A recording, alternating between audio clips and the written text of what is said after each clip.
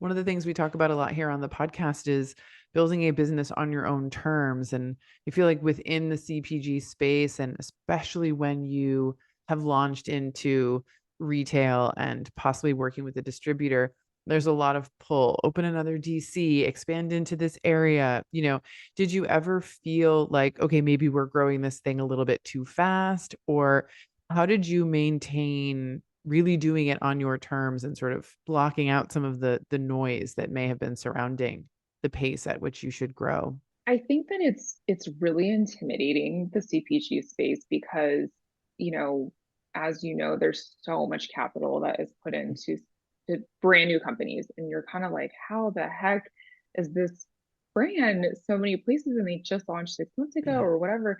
And so it feels very, daunting in a way because, we're self-funded.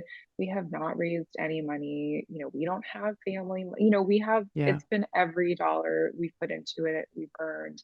And so it's a little bit different experience for us. We're bootlegging it in every sense of the word, but we're excited about, the next phase of where we're going to be going next year.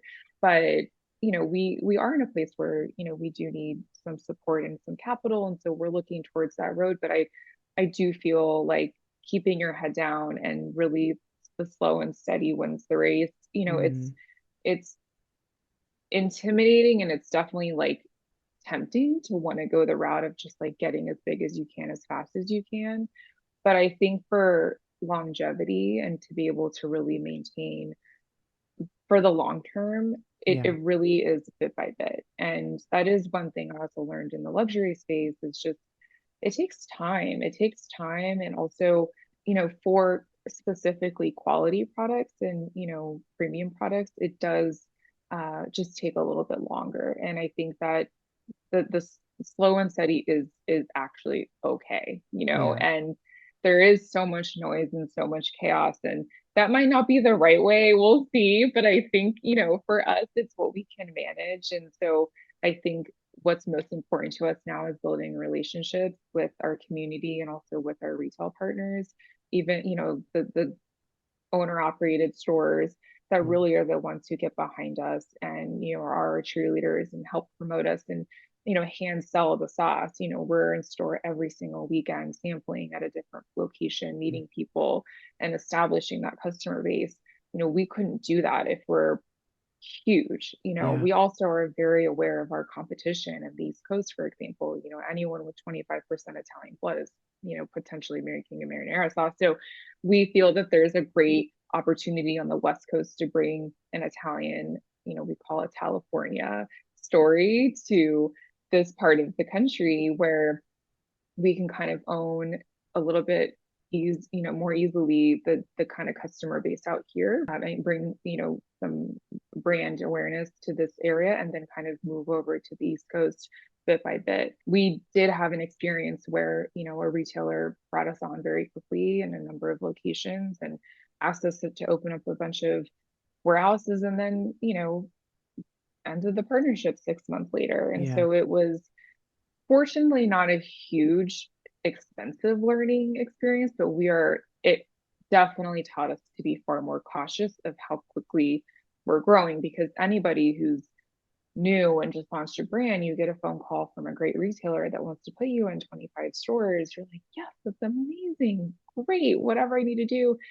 And you just quickly learn kind of, I think, how some of these stores do operate, which I understand. I mean, that's their business model, and it's our job to make sure that we sell off the shelf. So it was just a good time to kind of take a step back and say, okay, like let's bring it back home and kind of, have a little more control, and then continue to make sure we're set up for success. Yeah.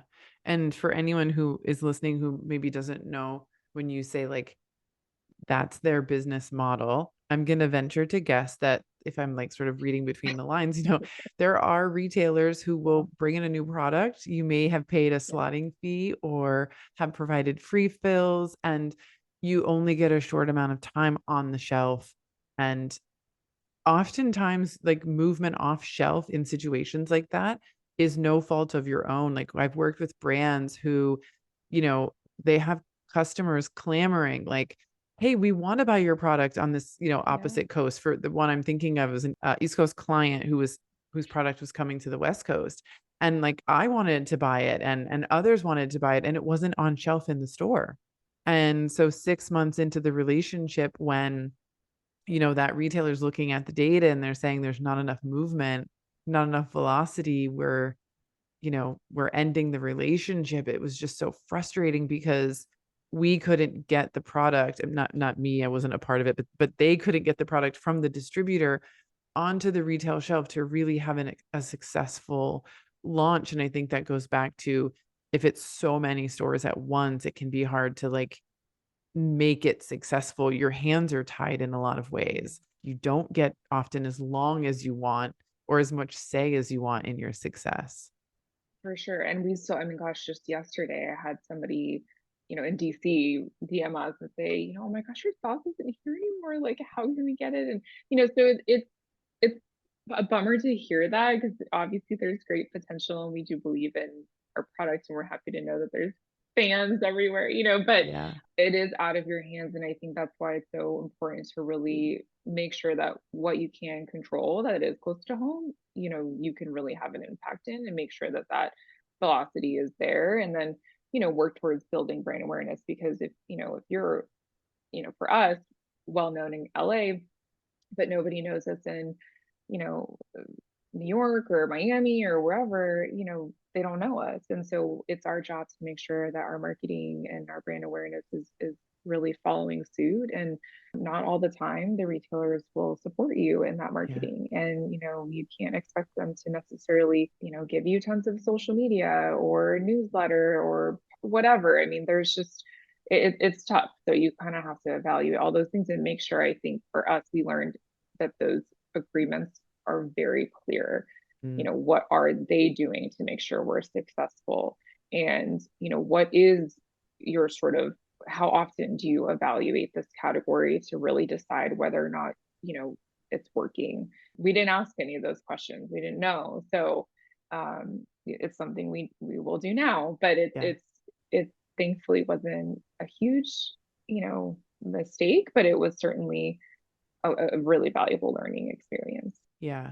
And I'm so grateful that you shared that story here, because it's part of what this podcast is all about, is, reminding or letting people know that there's many ways to build a business, and you can find the way that's right for you, as you're kind of describing with being a primarily West Coast brand and really thinking through why that makes sense for you, but then also sort of shining a light on, here's some like kind of crappy things that can happen in the industry. We're not saying don't say yes. We're just saying like be aware, read the Exactly. documentation, and Yeah. obviously as a CFO, I'm a big fan of run the numbers and see if you're in and out in 6 months, like if in a worst case scenario, what does that mean for you? And then you just know what sort of the Yeah. financial risk is as you go in. And for most founders, like you don't know what you don't know. And so your learning happens in the moment, right? Like sort of when it's happening to you. So the more founders that share those stories, the better Yeah, prepared others can be. So I just think it's great that you're sharing for that. sure. Thank you. Yeah, and always like you know, I wish I had negotiated more, and said, "Hey, let's just do 10 stores or Mm, 5 instead of 25," and to say no, no, we don't want to open another region. We really want to see how we do for 1 year in this region, and just sort of, work with them a little bit more. And again, these are yeah. things that I would have wished I had asked, and in hindsight, I'm like, I know this and I know this. I should have said these things, but you get excited. It's okay to just start slow. And that's, I think, what I keep Yeah. coming back to just, slow down and like it's, and just sort of go bit by bit. And Yeah.